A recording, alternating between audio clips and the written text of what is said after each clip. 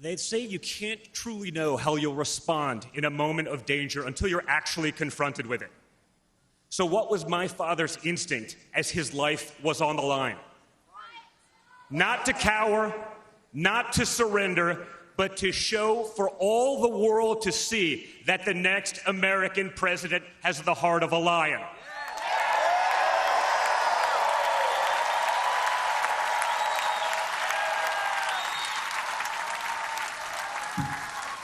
That the next American president has the courage to put the American people first once again. And in that moment, my father didn't just show his character, he showed America's character. When he stood up with blood on his face and the flag at his back, the world saw a spirit that could never be broken.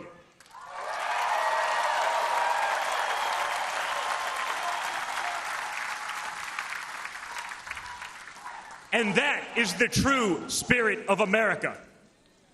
America knows what it's like to be down. We know what it's like to be confused and to be afraid. Long before the attempt on my father's life, every American I met was filled with fear and anxiety. They were afraid our country was being torn apart. They were anxious about the massive and chaotic invasion of illegal aliens across our border. They were deeply concerned about partisan lawfare, education indoctrination, and attacks on freedom of speech. Most terrifying of all, they saw that our leaders didn't care, or worse, that they joyfully aided and abetted the erosion of our rights. And the lies. Oh yeah, the lies. We won't ever forget the lies. From left-wing politicians, from their allies in the media, when you hear them in a row, you fully understand the extent they have gone to divide this great nation. They lied about Russia collusion. They lied about Hunter's laptop. They lied about Joe Biden's fitness for office. They lied about the border being secure. They lied about inflation being transitory. They lied about how they would safely withdraw from Afghanistan. They lied about Biden being a, quote, moderate. And they told one nonstop lie after another about my father. But they could only run away from reality for so long. All hell has broken loose in America, and it's impossible to hide anymore.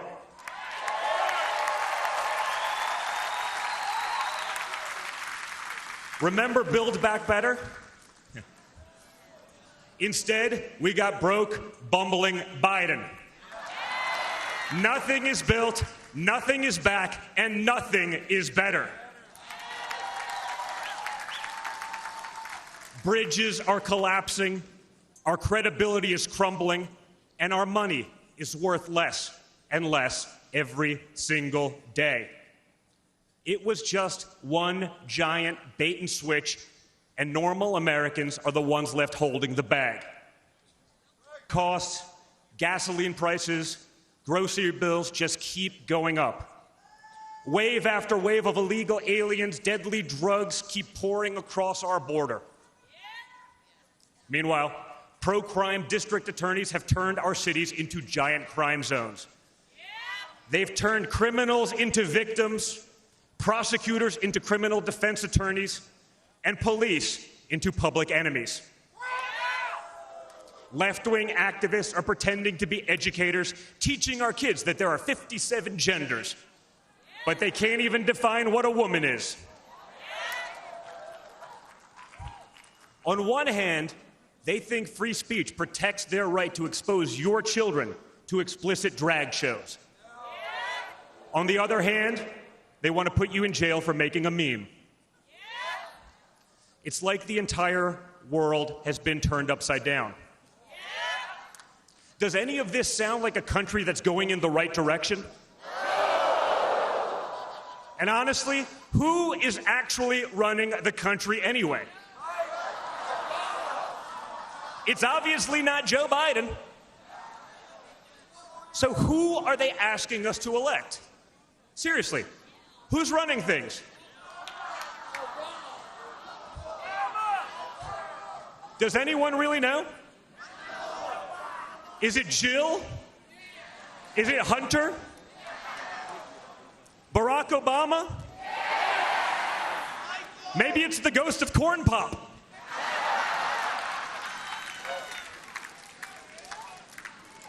Whoever is running the show, the only thing they are effective at is persecuting my father. They twisted, contorted, and corrupted the criminal code to turn bookkeeping errors into felonies. They concocted new legal theories out of thin air. They imposed gag orders on my father because the last thing a defendant should be able to do is defend himself, right? They punished him for merely speaking the truth. They say they hate Vladimir Putin, but it sure seems like they've spent a lot of time copying his playbook.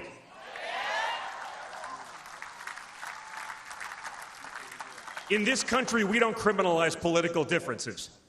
We debate them. We vote on them.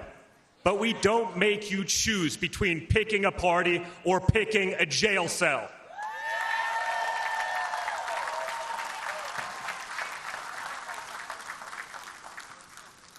There was a time when the Democrats really wanted what was best for America, even if they had a different way of getting there. It was the party of Franklin Roosevelt, John F. Kennedy, Martin Luther King Jr. You may have disagreed with that party, but at least you could respect it.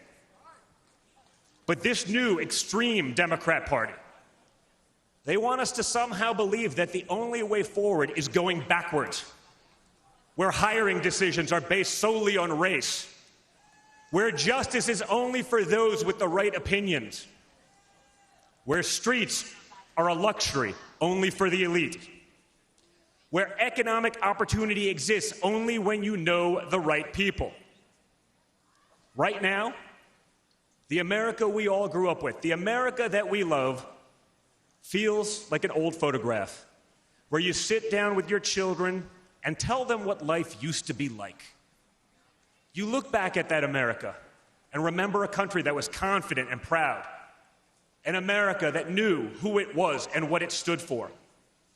And it could all feel like a distant memory. Somewhere along the way we stumbled. Somewhere along the way we lost ourselves.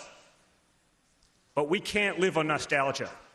Yes, America was great, but our greatest days are yet to come.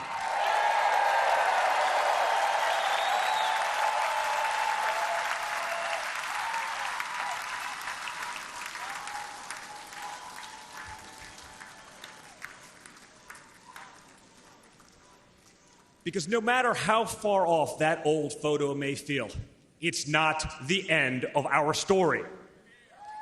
We're like that man who stood on that platform and felt the bullet pierce his flesh just days ago in Pennsylvania. He may have moved to the ground, but he stood back up.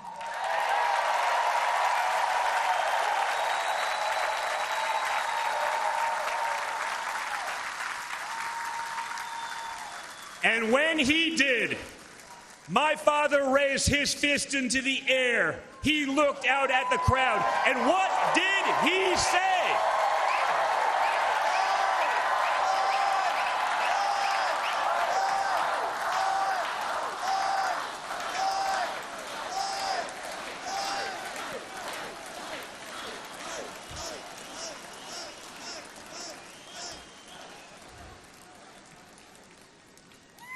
And we will fight. We will fight. We will fight with our voices. We will fight with our ideas. And on November 5th, we will fight with our vote.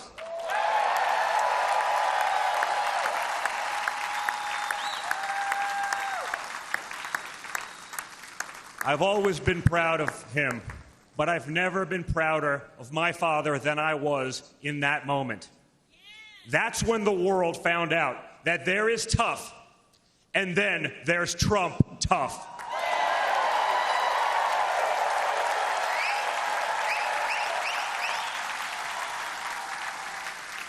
And the good news is, America is Trump tough.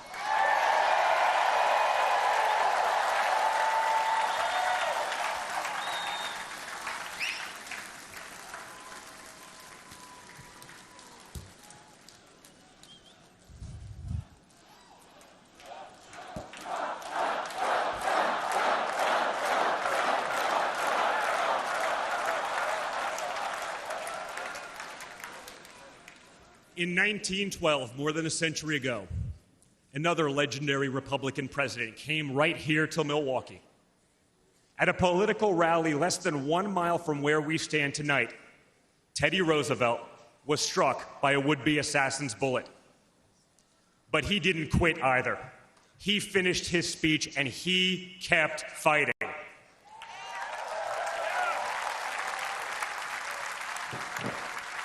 My friends, I don't believe in coincidences, but I do believe in God's plan.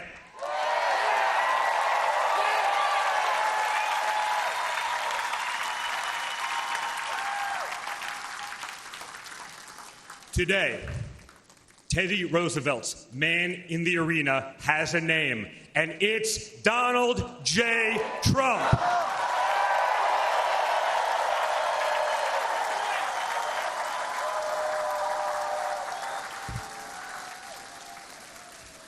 Remember, my father didn't have to run for re-election this year. He doesn't need the money, the fame, the power. Frankly, he doesn't need the witch hunts, the phony investigations, or the political prosecutions either. But he knew he had to run if there was any chance at saving America.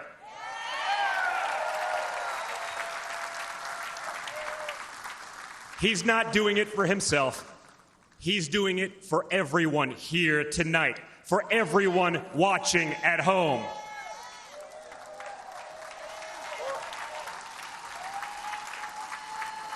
No matter who you are, you can be a part of this movement to make America great again.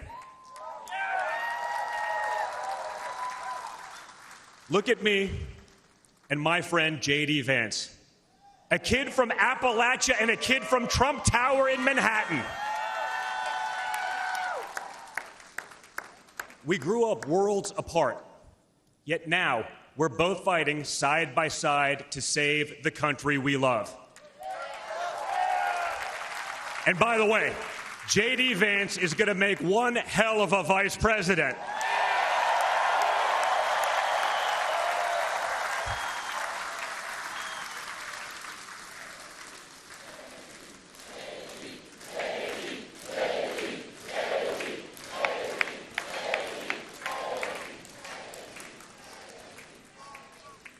For those of you who have tuned out politics or have never even voted, I want you to know, if you're looking for a better life, a more prosperous future, a safer, more wholesome and patriotic place to call home, there's room for you in this party and in this movement.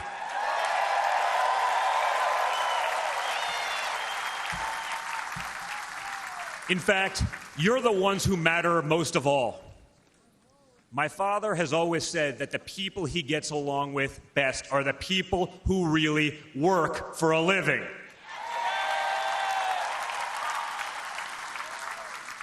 It's because of his background as a builder in construction, right? In construction, it doesn't matter how smart your architect is if you don't have the best guys laying the bricks. People with grit, people who get their hands dirty. That's a big problem with Washington, D.C. Most of the bureaucrats who rule over us have never built anything in their lives. It's time to build something real, something tangible, something that will last and leave this country better off for our children. That's my father's mission.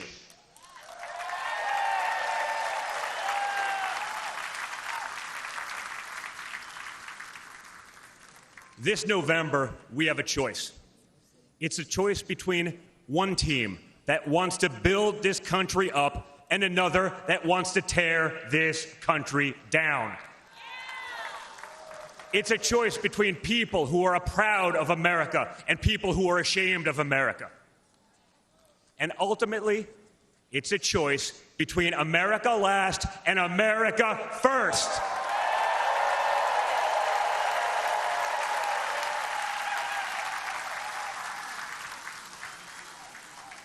So if you love this country from the bottom of your heart, if you want to bring back common sense, if you want to save the American dream, if you want to stand up and fight for the future of our nation, you must re-elect my father, Donald J. Trump.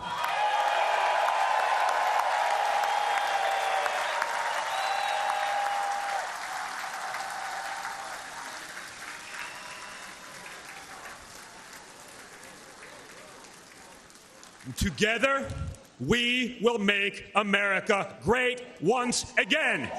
Thank you. Thank you, Wisconsin.